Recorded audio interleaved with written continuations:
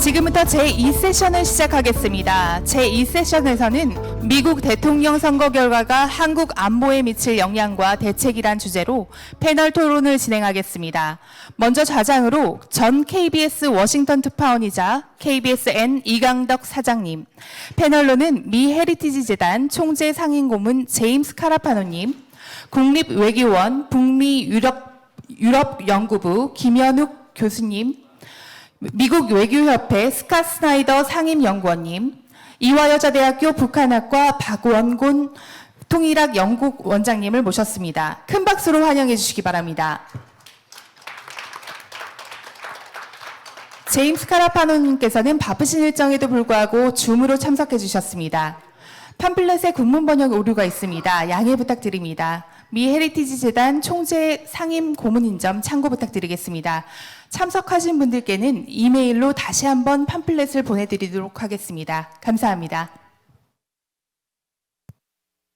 예, 그럼 바로 시작하도록 하겠습니다. 지금 주최하시는 분 쪽에서 말씀하시길 지금 굉장히 시간이 타이트하다고 호텔 측에서도 10시 50분까지는 끝내달라고 하고요.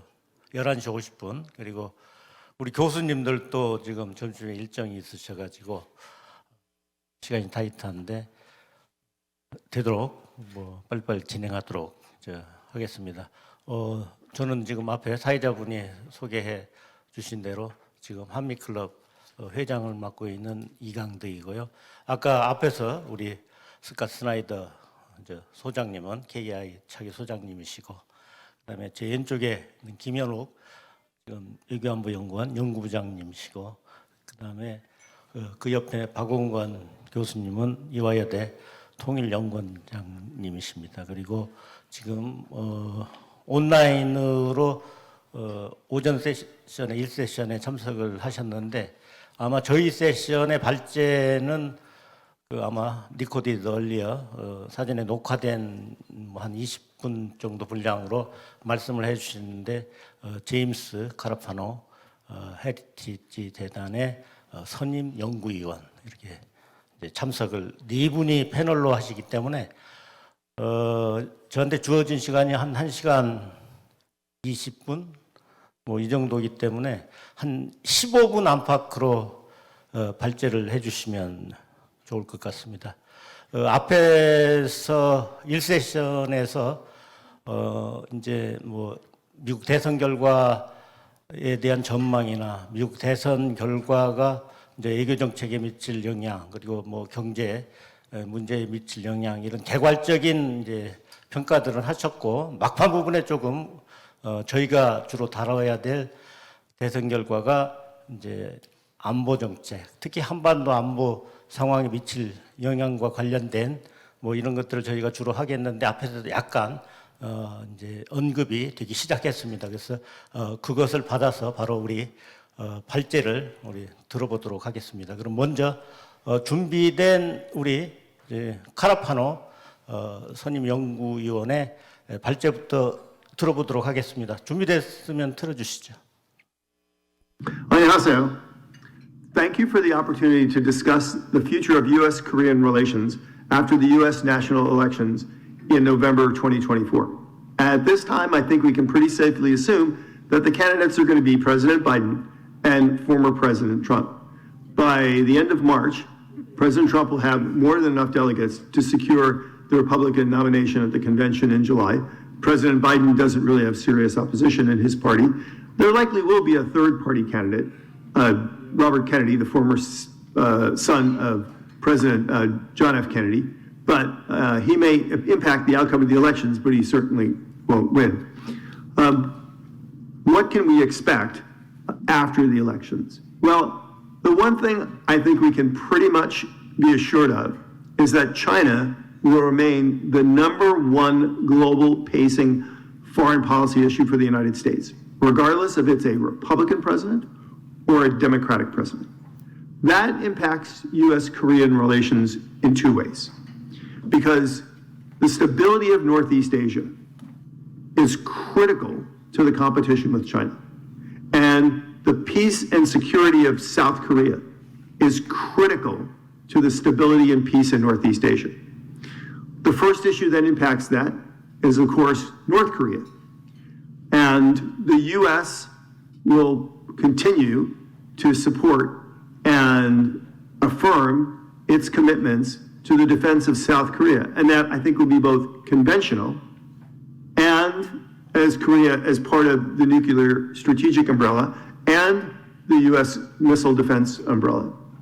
The second issue of equal importance is the U.S. commitment to the freedom of Taiwan. Taiwan is the critical island in the first island chain, and of course, China's military control of Taiwan would completely adversely impact the U.S. ability to maintain a line of communication to both South Korea and Japan. So I think central to not just U.S. regional strategy in the Indo-Pacific, but U.S. global strategy will remain stability and peace in both Taiwan and on the Korean Peninsula. This is vital for the United States in contributing to the role of peace and security of Northeast Asia, and I think a key component of American global strategy, regardless if it's a Republican president or a Democratic president.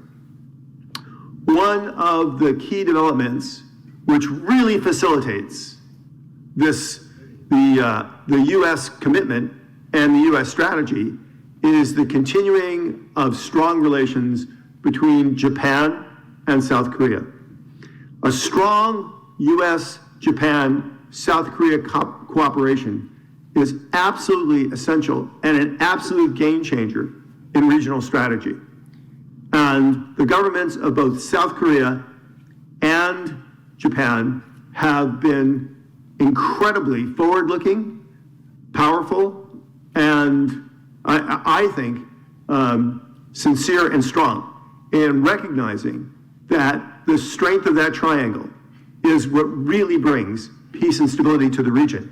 The next American president, no matter who they are, a Republican or a Democrat, is going to want to continue to build that strong trilateral relationship and view it as a cornerstone of peace in Northeast Asia and a vital component in the strategy of securing both the freedom of the Taiwan Straits and peace and security on the Korean Peninsula.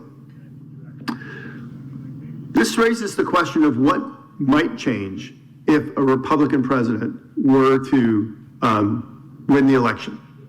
And I think knowing that the candidate is going to be Donald Trump, and looking at his commitment to try to address the North Korea security issue and the threat of North Korea nuclear weapons through diplomacy, and looking at the team that he is very likely to bring in, which will include a number of veterans for the first administration, a number of whom were key players in the president's effort to negotiate with North Korea, I would expect the president to kind of try to pick up where he left off. What does that mean? Number one is he will continue to reaffirm the commitment of the U.S. alliance with Korea and Japan. That is the baseline that any American president will have to work from. But I assume that he will at least try to reopen a negotiating strategy with North Korea and open a path to a normalization of relations. That, I think, would not look terribly different from what he did last time, which means that although the president would accept a step-by-step process of denuclearization, the U.S. would likely go in with the end state of saying, at the end of this, we must have a denuclearized North Korea, and we can negotiate the steps to achieve that.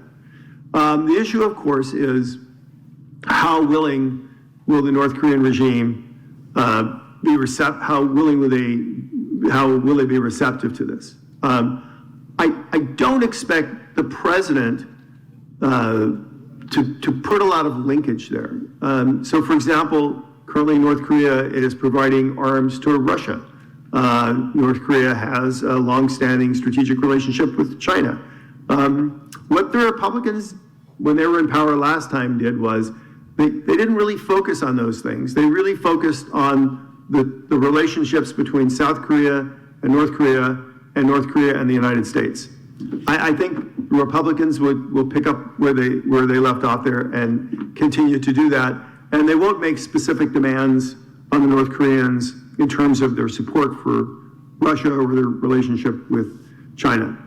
This has kind of was a hallmark of, I think, President Trump's foreign policy in the first term was that linkage was not something they practiced a lot. Deals tended to be actually quite straightforward and transactional. And I think I would expect that again. Diplomacy is one side, but as we saw in the last election, for President Trump, the deal is really what I would call the off-ramp. So in other words, the president does approach policy as a realist. He believes in protecting America's vital interest. The vital interest at stake in this situation is peace and stability in Northeast Asia. That is a critical interest of the United States. And so dealing with the Taiwan issue and the North Korea issue are really unavoidable. So what the president does is, and we saw this last time in his dealings with the Chinese, even with the Iranians, even with the Russians, and with North Korea, which is the president always has a diplomatic component to his strategy. There's an off-ramp. Look, if you want to make a deal and I can protect my interests, and we can find ways to satisfy your interests, and then we don't have to go down this path of confrontation, fine. But if there's no deal, I'm not going to accept a bad deal. What you're going to have to do is live with the consequences of that and be prepared to deal with it. There's an old saying in the United States, I don't know how to say it in Korean, but it's never take a hostage you are not willing to shoot, which means never put something on the table that if it fails, that's not unacceptable. So if a president offers a deal and the North Korea answer is no, that doesn't mean the president's going to come back and offer a weaker deal or compromise. The president's going to deliver on the consequences that he put on the table when he offered the deal, which means continuing to heavily deter North Korea and really probably increasing diplomatic and economic sanctions. Remember, North Korea is one of the most sanctioned countries on the planet, but there's a difference between sanctions and implementing sanctions. And this has actually been one of the hallmark differences between President Trump and President Biden. The Biden administration has put out a lot of sanctions, but many of them they didn't implement. The sanction was a threat, and what we've seen often is when the threat is ignored, sometimes they implement the sanctions, sometimes they don't. They tend to be very incremental in the way they increment the sanctions, hoping that at some point the other guy is going to back off. The Trump strategy is usually very different. If they threaten sanctions and the conditions aren't met, then the tendency is to drop the hammer and vigorously enforce those sanctions. So I would predict, based on what we saw last time and based on the type of people who are likely to come back in the State Department, in the Defense Department, in the National Security Council, that's the kind of strategy that the North Koreans can expect, and the kind of strategy that I actually think will be very compatible with both the governments in South Korea and Japan. If you're going to make threats, or as President Trump would say, promises, then you have to have the capacity to actually follow through. So this will raise the significant question of U.S. military commitments to the region and the military balance of power in the region.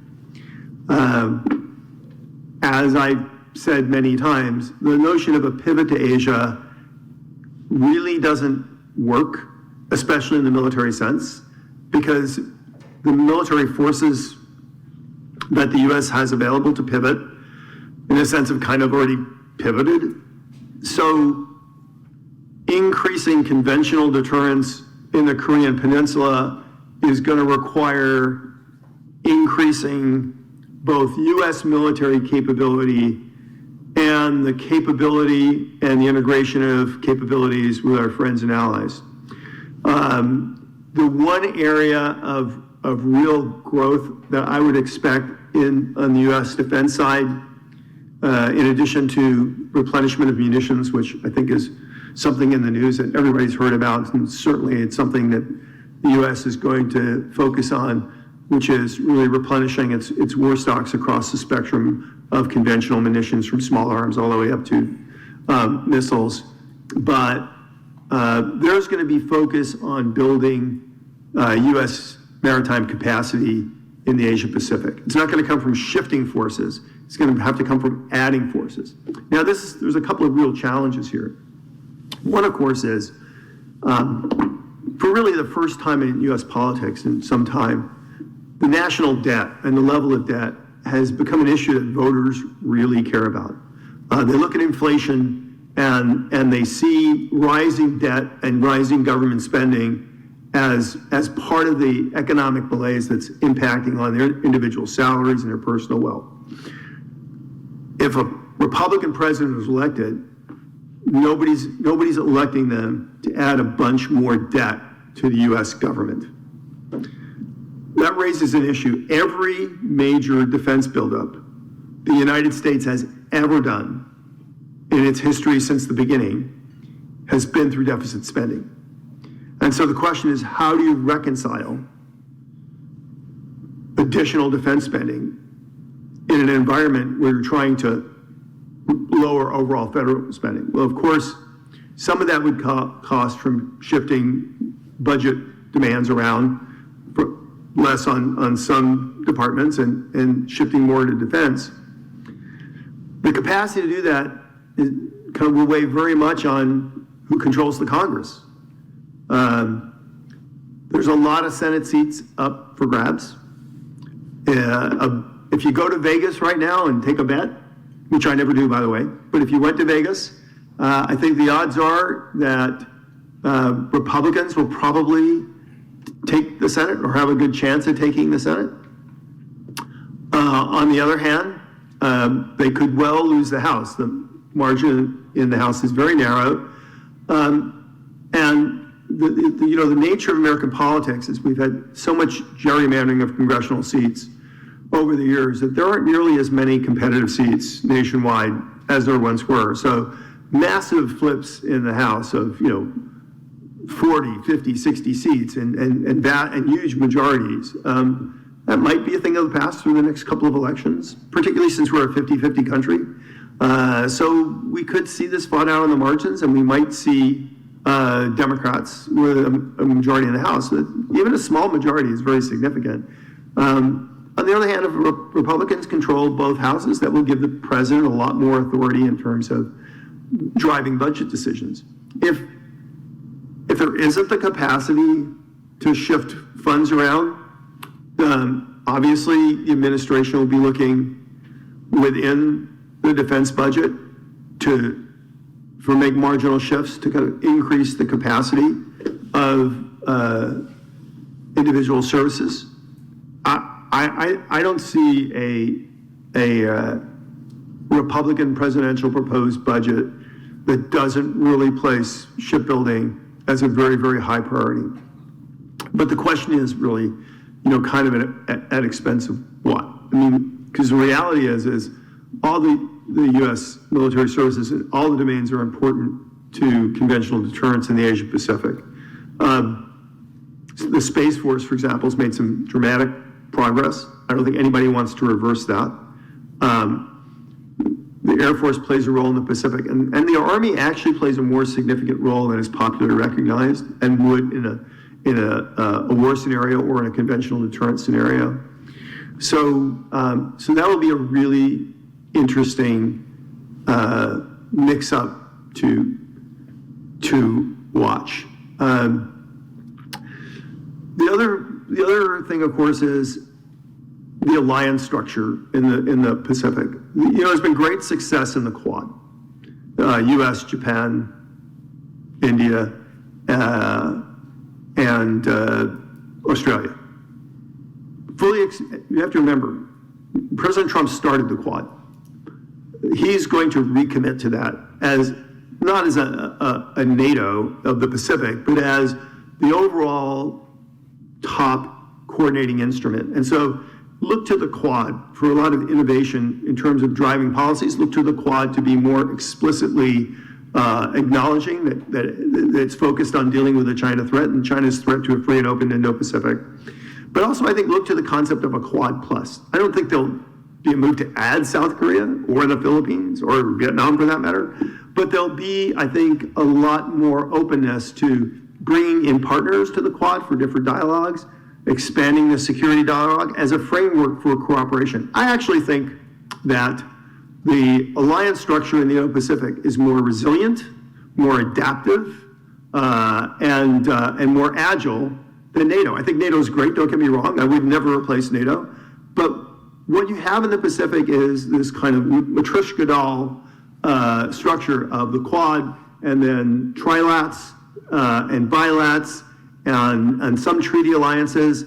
And I think all that will, they will use all of that to really build out the kind of security cooperation that we need and to kind of bring together all the different capabilities of the alliances. Where does that leave us? And I'll end on this thought because, again, two things. One is the U.S.-Korea partnership is way more than just deterring North Korea. It is global. We have things that we can do together, not just in Northeast Asia, but all over the world. And we should continue to grow that and not look at the bilateral relationship as just a security partnership about dealing with North Korea. South Korea is way more important and way more capable than just that issue. And we really need to grow that global relationship and that partnership. That should be, and we should be coming in the door not saying, why is Korea important to the United States, but saying, look, we know that. What can we do together to really make the world safer, secure, and more prosperous? Having said that, the security of Korea is the foundation upon which that is built, which means we have to, at some point, resolve the issue with North Korea. I think essentially that's going to come to a formal treaty that the United States signs with North Korea and South Korea, signed by the U.S. Congress, which then becomes U.S. law, and then North Korea can count on that. The question is, how do we get there? And I think the answer is we get there through a position of strength. And a key component of that is continuing to strengthen and build on the South Korea-U.S. partnership. 감사합니다. 예, 카라파노 박사님 감사합니다. 북한 핵 문제를 비롯해서 차기 미국 정부에서 벌어질 수 있는 외교 안보 관련, 특히 안보 관련 청사진을 다양하게 짚어주신 것 같습니다. 특히 트럼프 대통령 시대가 만약에 열린다면 이 북핵 문제와 관련해 가지고 이제 제재 완화를 활용하는 것과 관련된 이런 코멘트도 해주셨는데 뒤에 혹시 질문 시간이 나오면 그 부분 한번 다뤄보도록 하겠습니다. 지금 또 11시 40분까지 끝내달라는 이런 요청이 와서 시간이 굉장히 제한되는데요. 다음에 이제 김현욱 박사님하고 우리 스캇 스나이더 소장님, 그 다음에 우리 이제 박 교수님 하시는데 하여튼 15분 이내로 해주시고 발표 내용 중에 혹시 이제 안보 이해에 관련된 사항, 뭐 경제나 이런 관련된 사안이나 이런 것들을 포함하고 계시면 혹시 제가 볼 때는 빼주시는 게 좋을 것 같고요. 그리고 바이든 대통령이 되셨을 때의 상황 이런 건 저희가 충분히 짐작할 수 있고 많이 알려져 있어서 가급적이면 꼭 필요한 거 이외에는 만일 트럼프 대통령 시대가 열렸을 경우 안보 상황에 어떤 변화가 있을 것인지 뭐 이런 것 중심으로 좀 축약해서 해주시고 아마 우리 최준경 회장님도 지금 대통령 미국 대선 결과가 안보 상황에 미칠 영향을 세미나를 해봐라 할 때는 혹시 모를 트럼프 시대에 어떤 일이 벌어질까 이런 걸 조금 그 국민들에게 알리고 싶어서 하신 걸로 제가 생각이 됩니다. 그렇게 우리 김현옥 부장님부터 부탁드리겠습니다. 네, 감사합니다. 오늘 이렇게 좋은 자리에 초대해 주신 그 최준경 회장님하고 이용준 세종연구소 이사장님께 감사드립니다. 그 말씀하신 것처럼 뭐 시간이 상당히 없다고 하니까 주로 트럼프 정부의 정책 위주로 제가 몇 가지만 말씀을 드리겠습니다.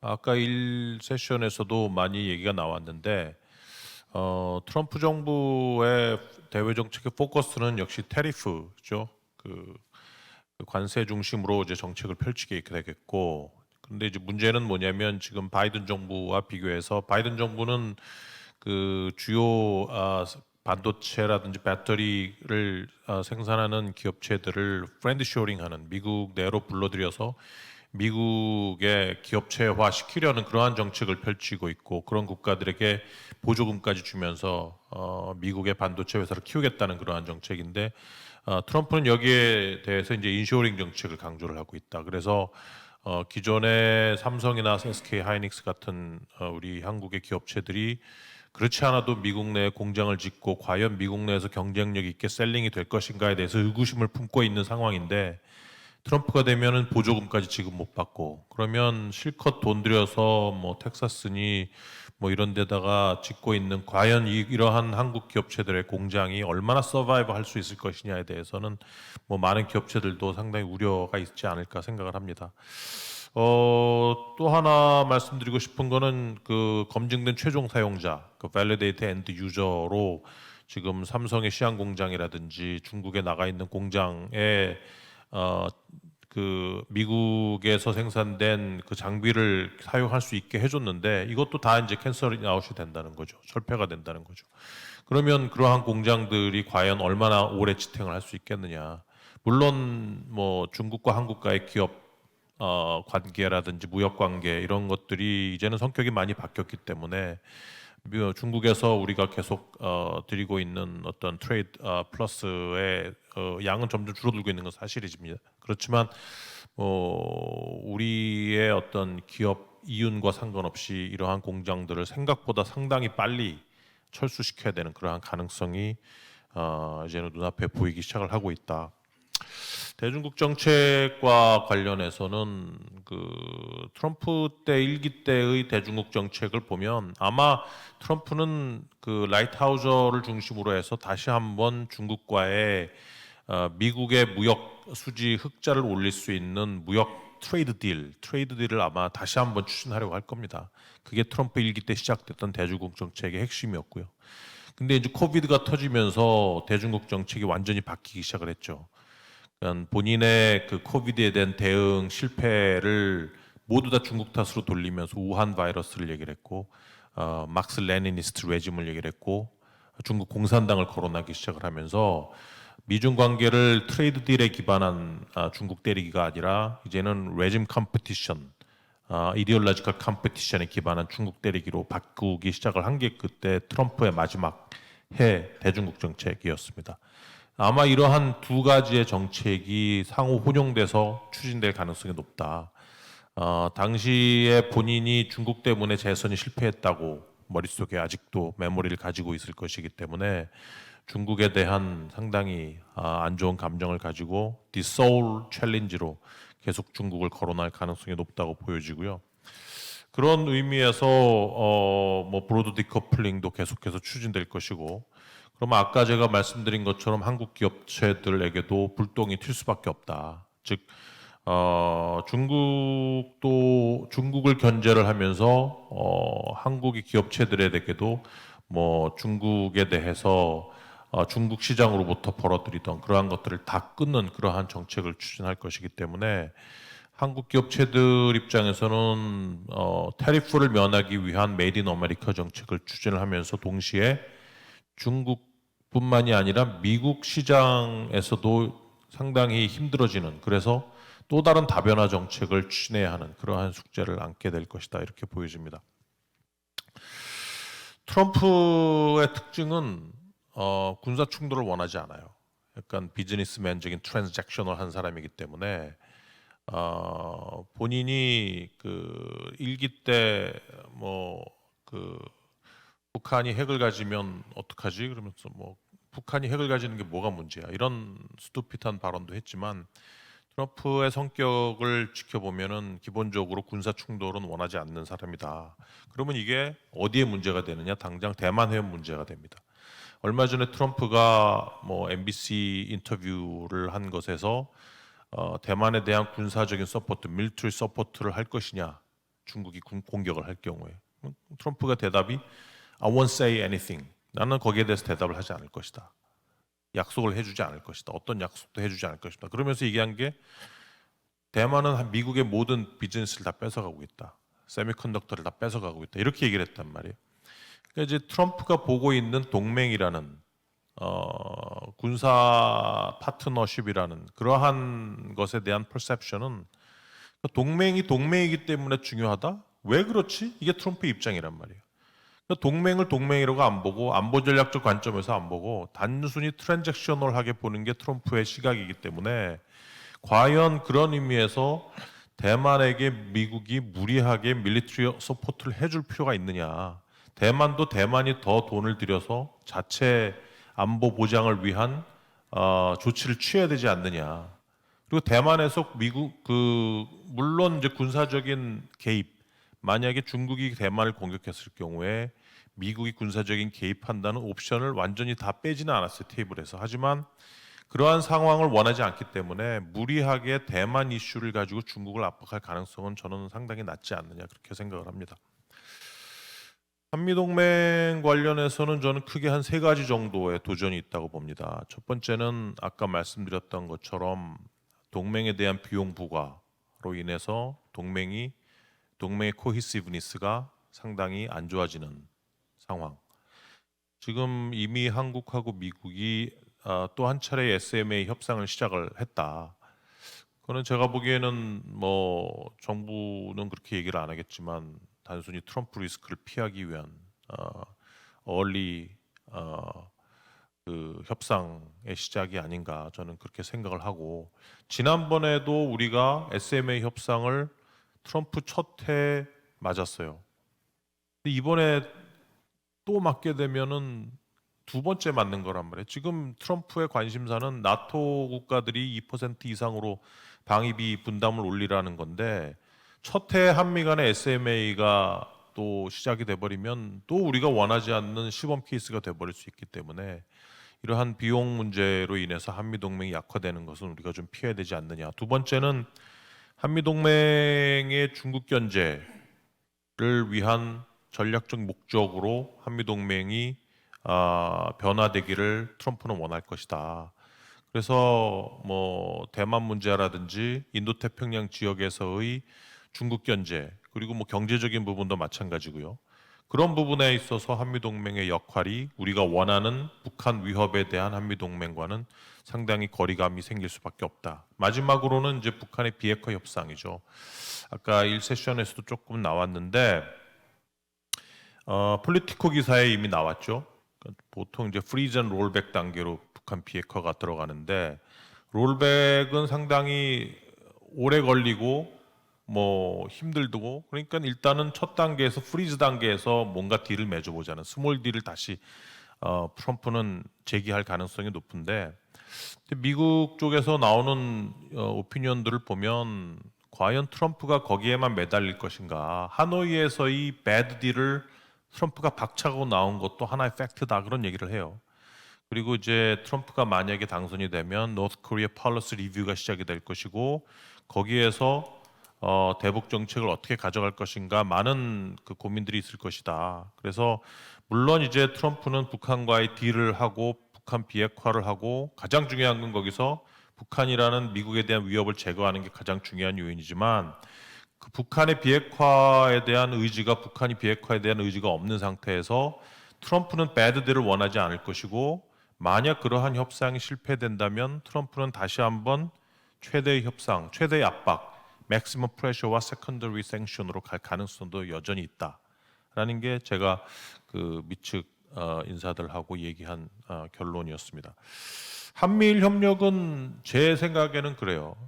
오바마, 트럼프, 바이든 모두 다 한일 관계의 복원을 원했고 한미일 3자 협력의 중요성을 모두 다 중요시했던 정부입니다.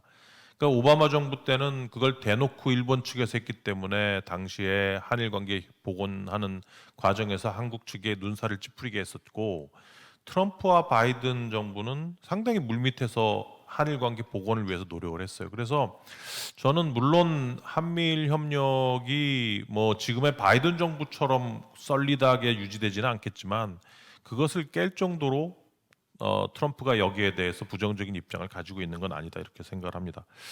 그럼 미국 대선에서 우리가 대응해야 될 점들은 뭐 다른 거는 다 말씀을 드렸고, 하나 말씀을 드리면 다양한 시나리오를 좀 준비를 할 필요가 있다. 아까 그 1세션에서 이정훈 교수님께서 질문하신 내용도 있지만 과연 그 동맹이 어떤 이유로든 상당히 좀 망가졌을 경우에 지나친 버든 쉐어링 요구라든지 아니면 북미 간에 북한의 핵을 용인한 듯한 북미 간의 핵 협상으로 인해서 한미 간의 관계가 안 좋아졌을 경우에 그러한 상황에 우리가 좀 대비를 해야 되지 않느냐.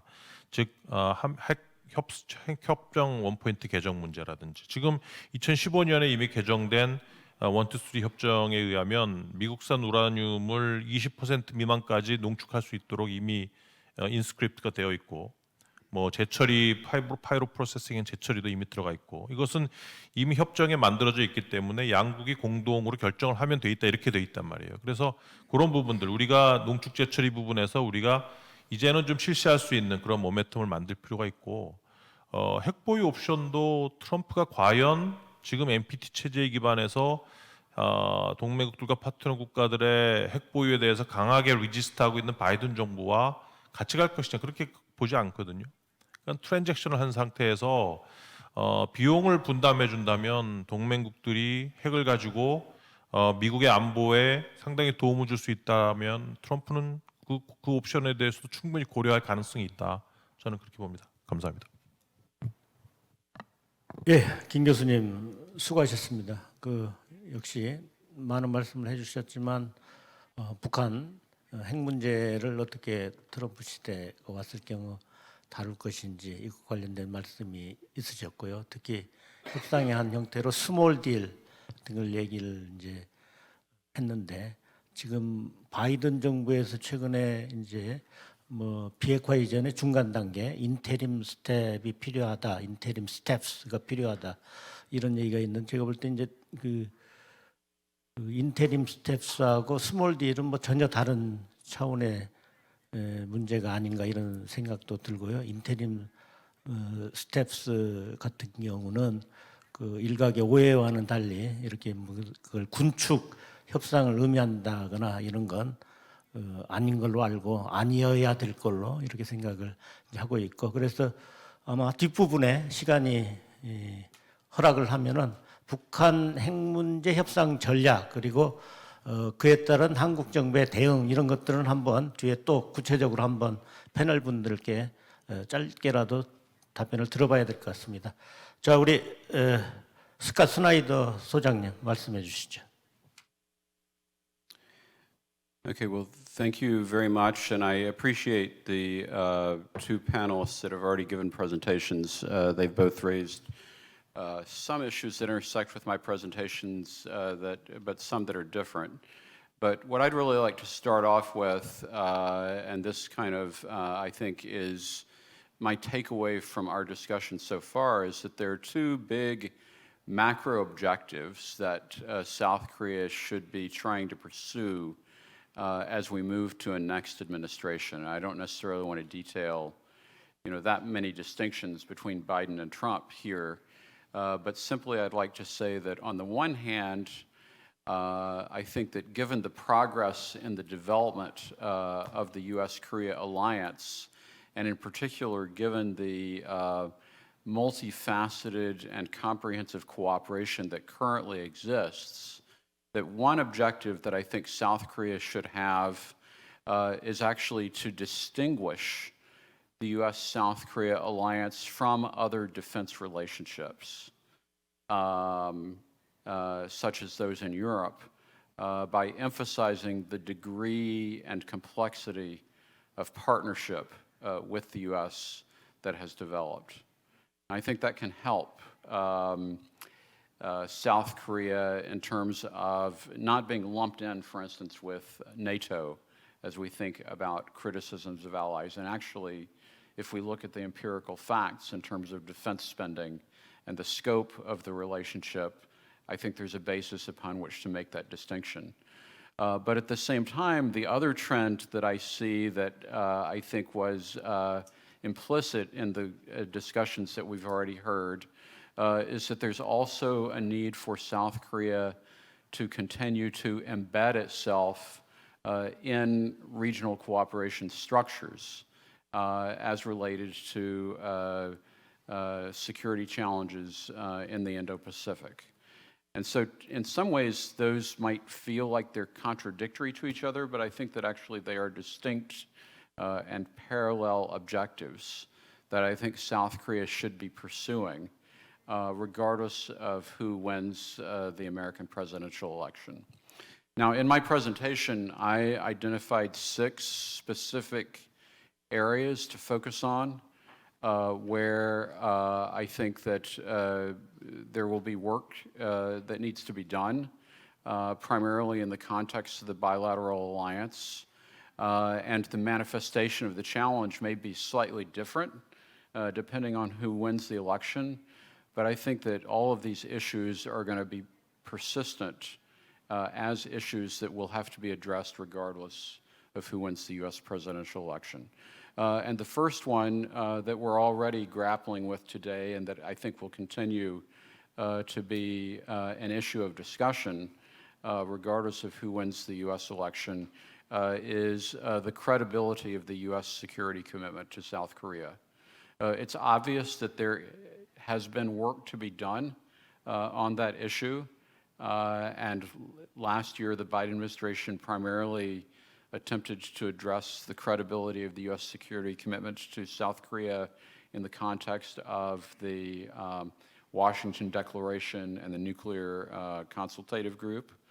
But as long as North Korea has a nuclear capability, and as long as we face a challenge related to that, there are going to be issues.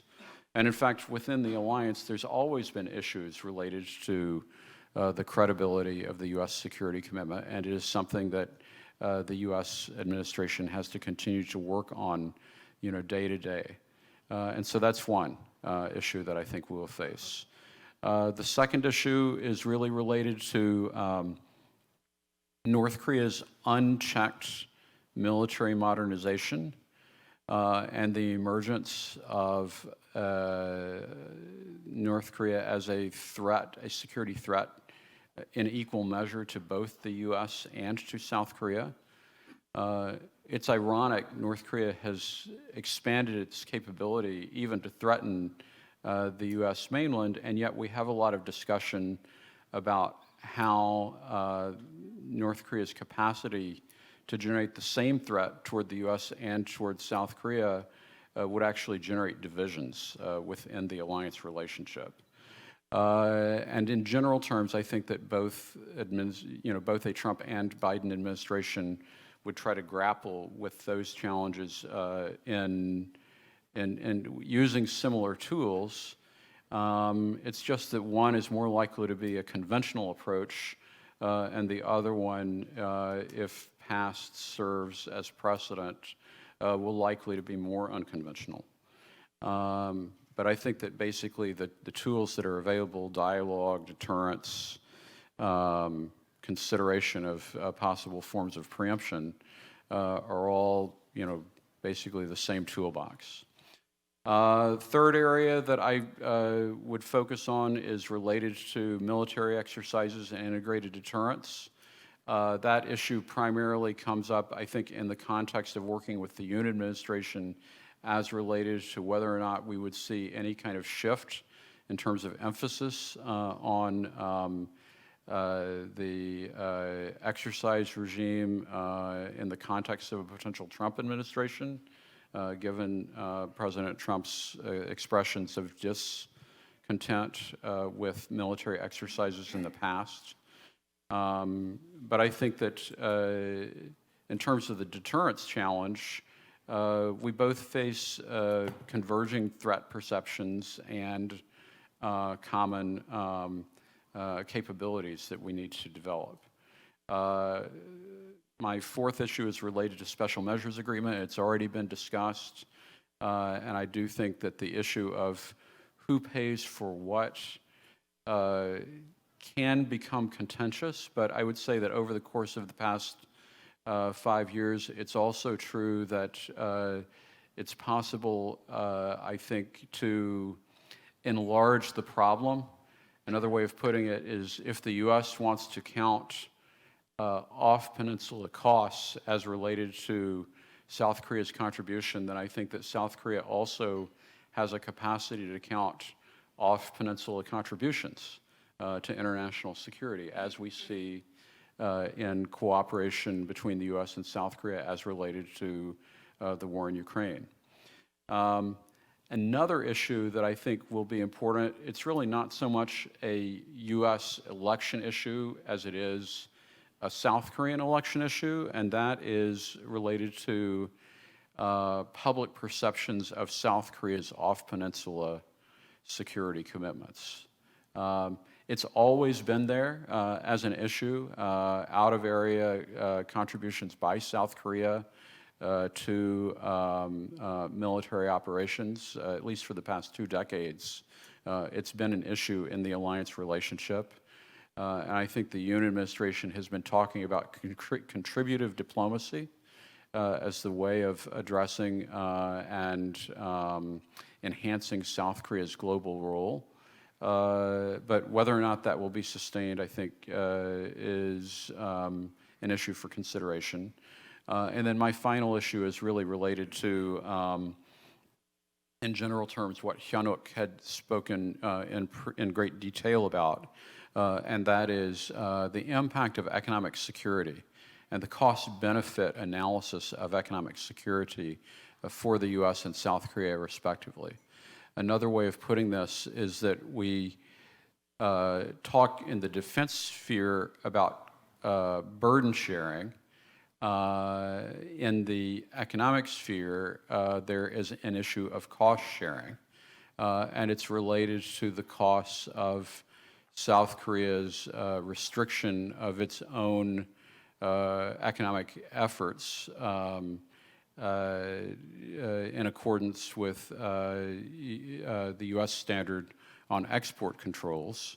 And it's related to the fact that South Korea has made investments in semiconductor factories in China that it still wants to gain some kind of return on, even if the cutting edge investments are going elsewhere.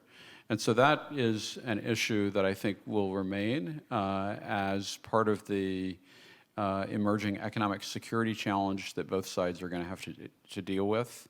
And it's also directly related, as has been detailed previously, in the context of the extent to which South Korean firms in these sectors are able to integrate into the U.S. market. And I remain hopeful that the U.S. market will be one that is open to South Korean integration.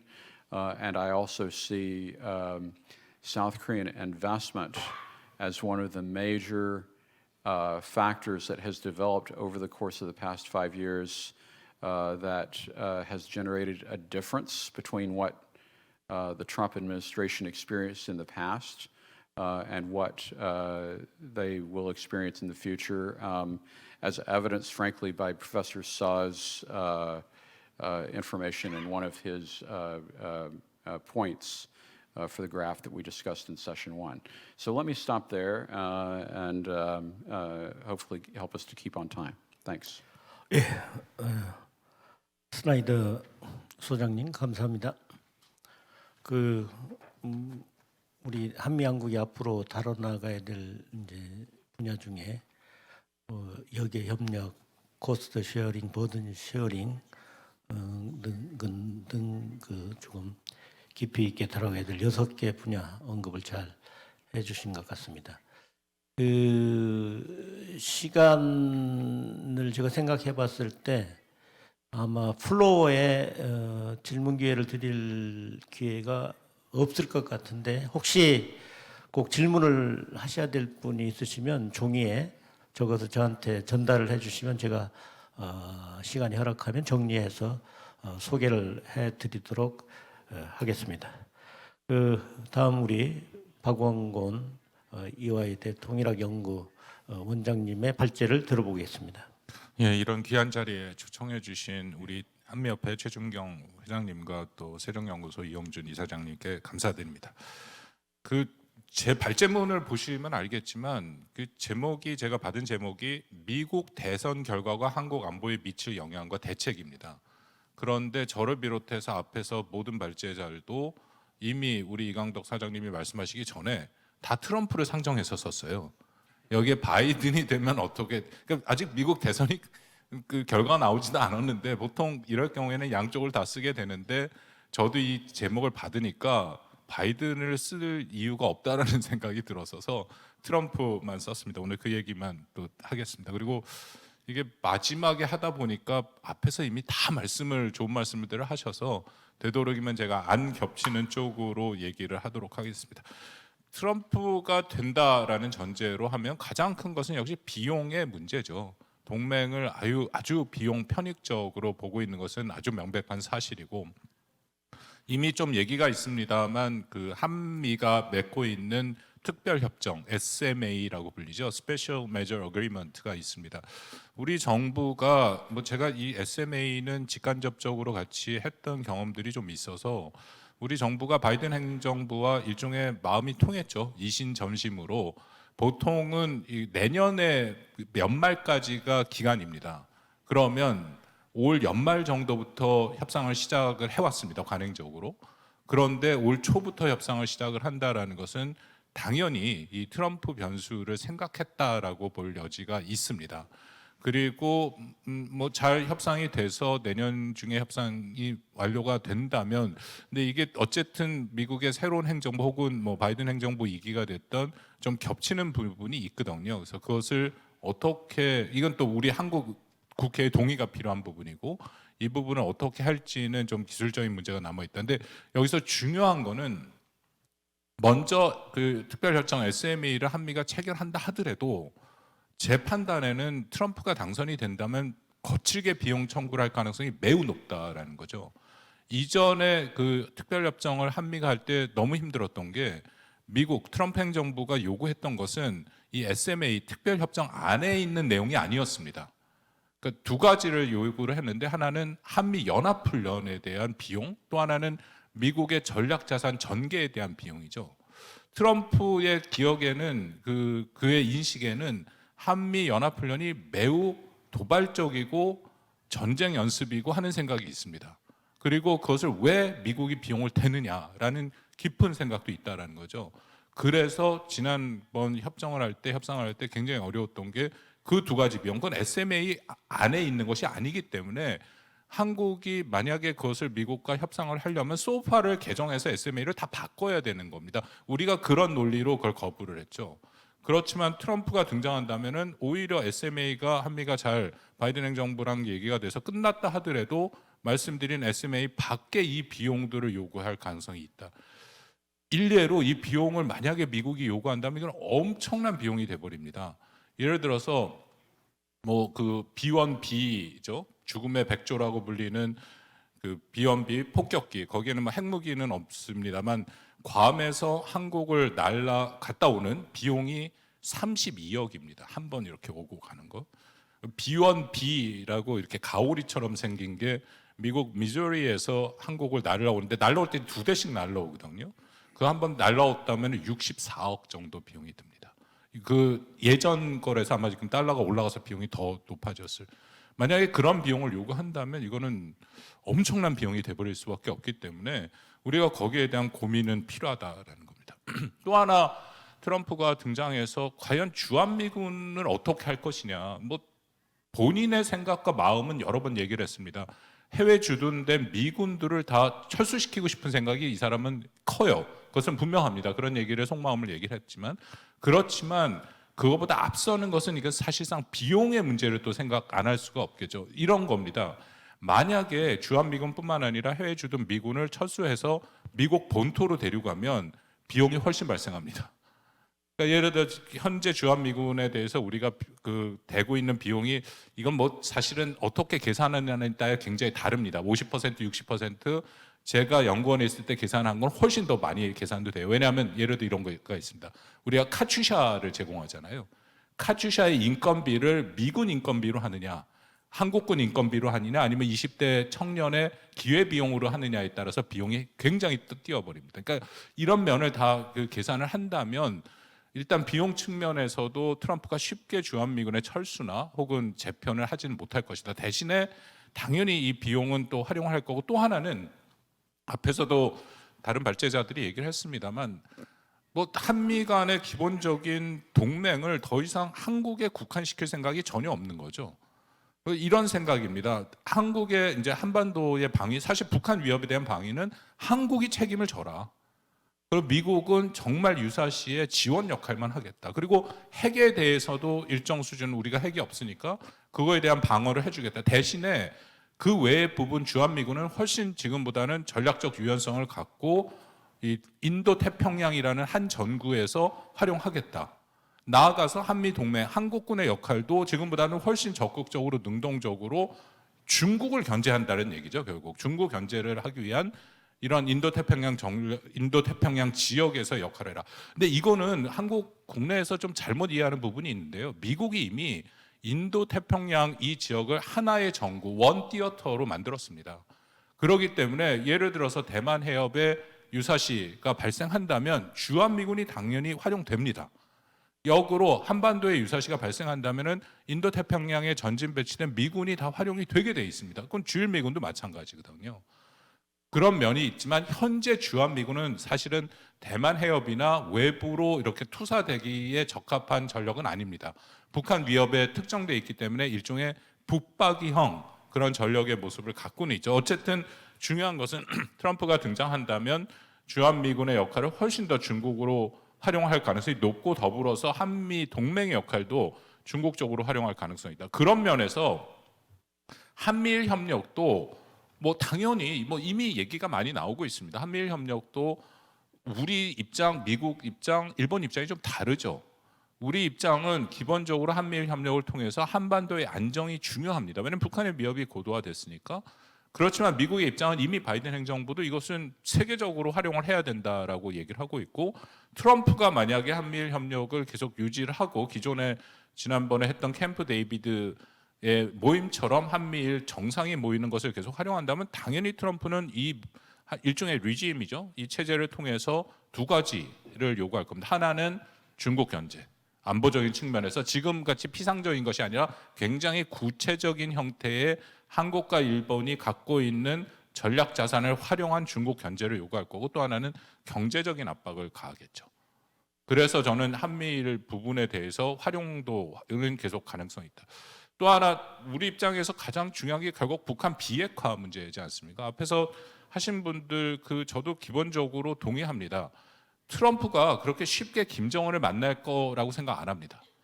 왜냐하면 트럼프는 이미 경험을 해봤습니다. 2018년, 19년 3번을 만나봤고, 그런데 이게 쉽지 않아요. 그리고 2018년에 싱가포르 합의했다가 미국 국내에서 엄청나게 비판받고, 오히려 2019년 하노이에서 깨고 나갔더니 미국에서 여론이 굉장히 오히려 긍정적인 반응을 했다라는 걸 경험했기 때문에 기본적으로 북한 핵 문제에 대한 인식은 있습니다. 그 인식은 두 가지겠죠. 하나는 굉장히 해결하기 어렵다. 그렇기 때문에 두 번째, 이거를 구태화할 필요가 있을까? 왜냐하면 대외 정책에서 트럼프가 등장하면은 우선순위가 높은 다른 두 개가 분명히 있습니다. 당연히 우크라이나 전쟁과 이스라엘 팔레스타인 문제겠죠. 그렇기 때문에 거기에 일단 1차적인 부분을 투사를 하고 뭐 정치적인 여러 가지 에너지나 자원을 활용을 할 것이지, 여기 북한 문제에 그렇게 관심을 즉각적으로 보일 가능성은 좀 커 보이진 않다라고 생각합니다. 북한도 많은 분들이 그런 얘기를 합니다. 11월 대선 이후에 트럼프가 되기를 바란다. 예, 그건 맞다라고 생각하는데 제가 이해하는 북한은 11월 대선 결과에 상관없이 내년에 새로운 미 행정부가 등장하면 물론 트럼프를 선호하긴 하겠지만 바이든 2기가 되더라도 뭔가 단판을 지어 나올 가능성은 있습니다. 그게 그들이 말하는 2019년 7기 5차 전원회의에서 정면 돌파전이라는 것을 얘기를 했고 정면 돌파전의 핵심이 이런 겁니다. 자신들의 핵 능력을 최대한 고도화하고 장기전으로 가고 그 핵 능력의 고도화가 완성된 순간 핵 사실상 영어로 디팩토 사실상 핵 보유국으로 인정받는 단판을 짓겠다라는 거거든요. 미국과의 협상은 북한은 필수입니다. 왜냐하면 북한이 원하는 디팩토 사실상의 핵 보유국으로 인정받는 것은 핵을 가진 상태에서 제재가 해제돼야 되거든요. 그 제재가 해제되기 위해서는 미국과 단판을 걸 수밖에 없다. 그렇기 때문에 이 전체적인 스케줄과 계획상으로 보면은 내년에 북한이 상반기 새로운 미 행정부가 정리된 후에 나올 가능성이 있다. 그러면 여기서 이제 우리의 질문 중에 하나가 과연 한국의 핵무장을 허용할 것이냐, 동의할 것이냐의 그 문제인데 저는 그렇게 우리 김현옥 교수랑은 조금 다르게 그렇게 쉽게 트럼프가 그것을 할 것 같지는 않습니다.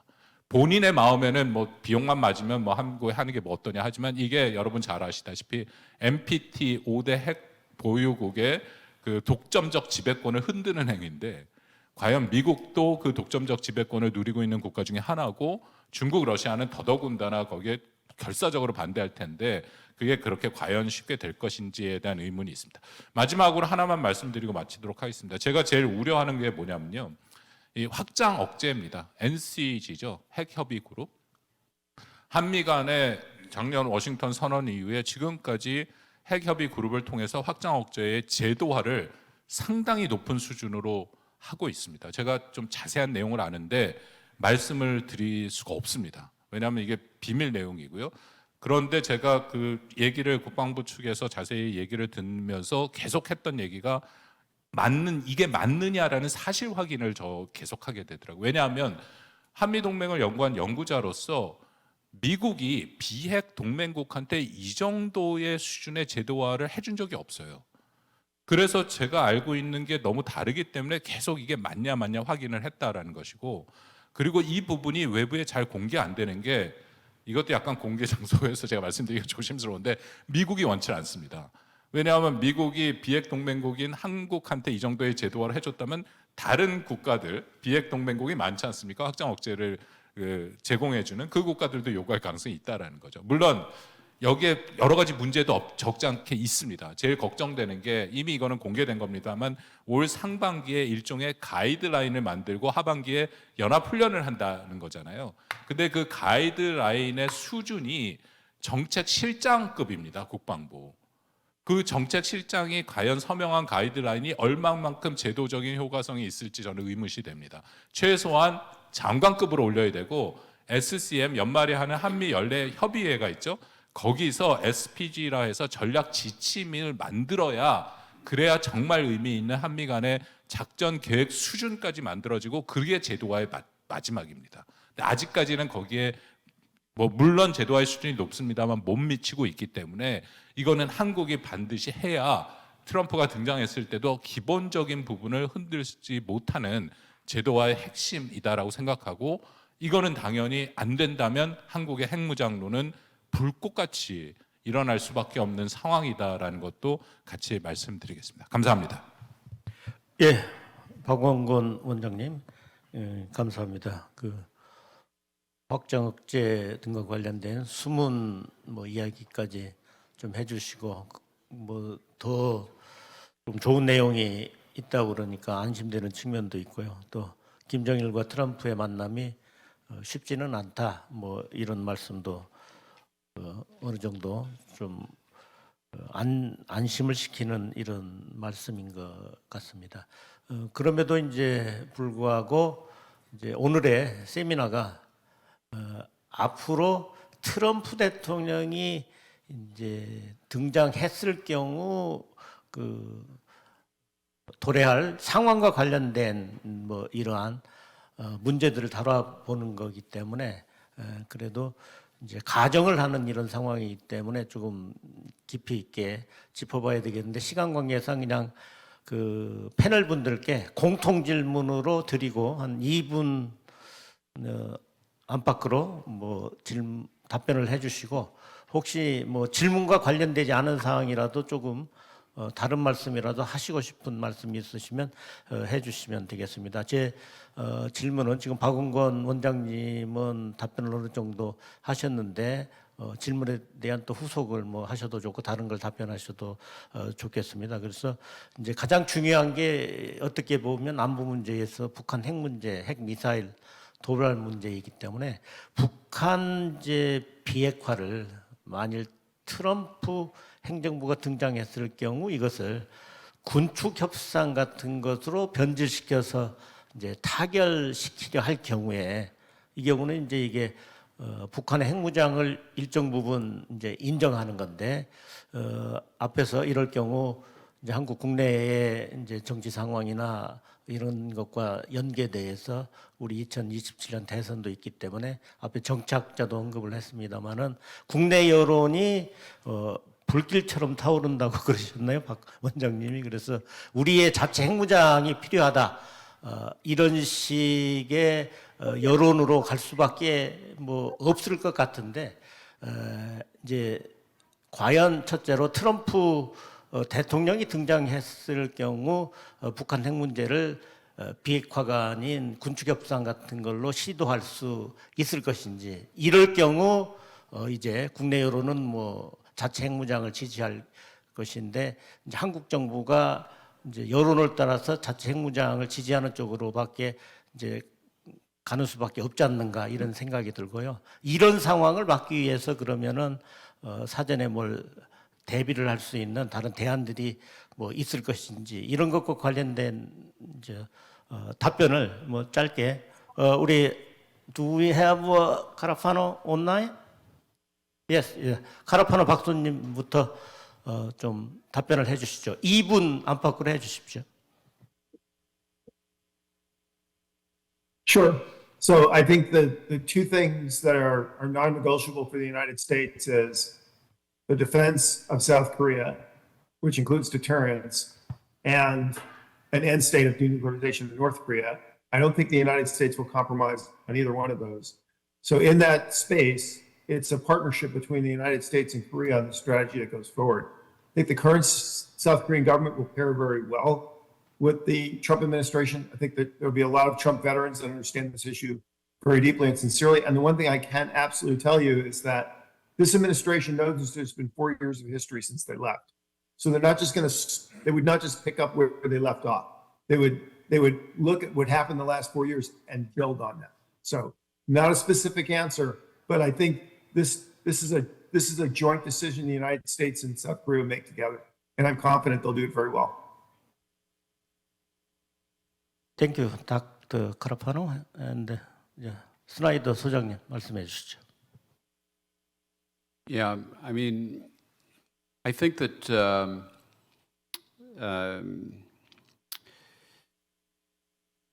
there is a little bit of, I guess that there's an interesting potential parallel or focus within the broader community about whether or not a Trump administration would be like a trigger for South Korea to pursue some kind of independent nuclear capability.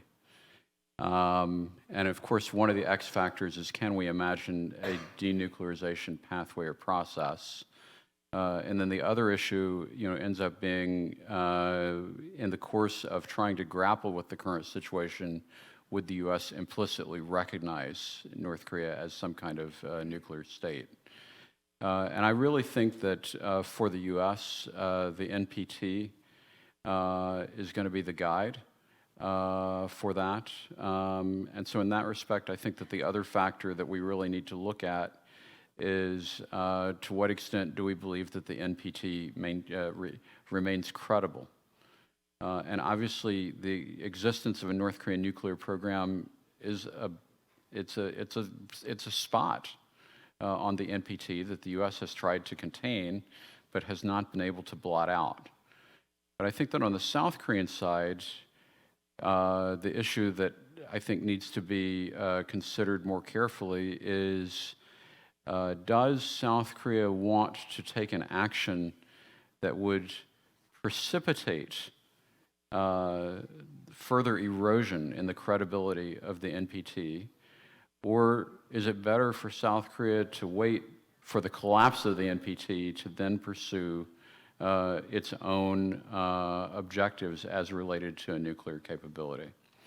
I think that is an important question because it is the defining factor that I think shapes U.S. policy and the boundaries as related to what South Korea might consider will change depending on how that question develops.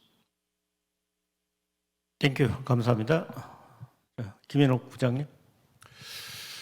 그러니까 이제 트럼프 2기의 대북 정책이 구체적으로 어떻게 갈 것이냐에 대해서 지금 뭐 얘기하기는 쉽지는 않은데 몇 가지 이제 그 디베이트 포인트를 던지면 첫 번째는 과연 트럼프가 NPT를 얼마나 중시하겠느냐입니다. 글쎄요. 뭐 NPT라는 것이 미국의 하나의 그 리버럴 인터내셔널 오더의 한 부분으로 중시되어 있지만 과연 트럼프가 이거를 기존 정부처럼 중시할 것인가? 저는 모른다고 생각을 합니다. 두 번째, 대북 정책에서 트럼프가 뭘 중시할 것인가? 비핵화인가? 아니면 북한의 위협인가? 그러니까 북한이 미국에 대한 위협으로서의 그 위협 수위를 줄이거나 제거할 수 있다면 과연 이것이 꼭 비핵화해야 하는가에 대해서도 우리는 좀 지켜봐야 된다고 생각을 하고요. 마지막으로 아까 그 스캇이 얘기한 것처럼 결국 이것이 한국의 추후의 핵무장과 어떻게 연계되는 것인가 이것도 한번 좀 두고 봐야 될 것 같습니다. 근데 중요한 거는 그 일기 때처럼 와이즈 올드맨이 더 이상 트럼프 주위에는 없을 거다. 트럼프는 자기가 원하는 정책의 방향성을 상당히 자신감 있게 몰고 나갈 것이다. 이렇게 생각합니다. 네, 감사합니다. 아까 박원건 원장님은 뭐 말씀을 하셨지만 조금 더 추가해서 말씀해 주실. 미국 내에서 주십시오. 북한 핵 문제를 바라보는 시각이 극명하게 갈리죠. 그래서 이거는 트럼프의 등장과는 별개로 이미 핵 군축을 의미하는 핵 군축을 지지하는 목소리가 적지 않게 있습니다. 여러분들도 잘 아시는 올 초에 북한이 드디어 한국과 헤어지겠다라고 북한 독립선언을 한 거에 대해서 상당히 그것을 인정하는 38로스의 글을 내신 분들과 그 전에 내셔널 인터레스트에서 글을 내신 분들이 기본적으로 그런 주장을 하는 대표적인 분들이죠. 사실 그 학술적으로 따지면 핵 군축, 영어로 arms reduction, arms control이라는 게 틀린 거는 아닙니다. 왜냐하면 핵 군축의 최종 목표는 핵을 없애는 거죠. 근데 그거는 이상의 세계에서만 있는 거지 여태까지 인류의 역사상 한국 뭐 핵을 구축한다 해서 핵을 없앤 적은 없습니다. 그래서 우리가 우려하는 것은 핵 군축이라는 표현이 들어지는 순간 북한은 사실상 디팩트 핵 보유국으로 인정받는다라는 겁니다. 그래서 저는 계속 하는 얘기가 중요한 것은 한미가 분명하게 최종 목표, 북한 핵 문제에 대해서 이것은 비핵화다라는 목표. 방금 우리 김현욱 교수가 얘기한 threat reduction, 위협 감축이 아니라 분명한 비핵화라는 목표를 확실하게 가져야 된다라는 거고요. 두 번째는 그러기 위해서는 로드맵이 있어야죠. 그 비핵화로 어떻게 갈 것이냐. 그 과정에서 요즘 얘기 나오는 뭐 중간 단계 인터림이 당연히 있을 수 있습니다만 로드맵 상에서의 인터림이 있어야지 그렇지 않고는 북한이 그것을 쪼개기 때문에 절대 안 된다. 트럼프 행정부 등장에서도 마찬가지입니다. 만약에 완전한 북한 비핵화라는 목표가 흔들리는 순간 저는 개인적으로 핵무장을 반대하지만 한국에서는 핵무장론이 다시금 아주 큰 목소리로 들릴 수밖에 없다라고 생각합니다. 이상입니다. 네, 시간이 아주 알맞게 진행이 된 것 같습니다. 그 늦은 시간까지 이렇게 장시간 세미나에 참석해 주신 우리 플로어에 계신 분들께 감사를 드리고요. 질문 기회를 못 드려서 죄송합니다. 그리고 이제 우리 카라파노 박사는 지금 시간이 늦었기 때문에 잠자리에 가셔도 되겠습니다. 수고하셨고요. 그다음에 우리 스캇 스나이더 소장님 축하드리고, 그다음에 고생하셨고, 우리 박원건 원장님, 김현욱 부장님 감사드리고요. 오늘 세미나가 앞으로 미국 대선 이후에 닥칠 상황과 관련해서 많은 분들이 이제 우려도 갖고 계시고 한데 그런 것들을 조금 더는데 많은 도움이 된 것 같습니다. 오늘 이런 소중한 자리를 마련해 주신 한미협회의 우리 최준경 회장님, 그리고 우리 이 대사님 어디 가셨네? 예. 우리 한미협회의 소속원 분들께 감사를 드립니다. 끝으로 혹시 최준경 회장님이 클로징으로 한 30초. 그러면 네, 이것으로 오늘 소중한 세미나를 마치겠습니다. 감사합니다. 이상으로 한미협회 외교안보 세미나를 마치겠습니다. 모두 참석해 주셔서 대단히 감사드립니다. 안녕히 가십시오. 감사합니다.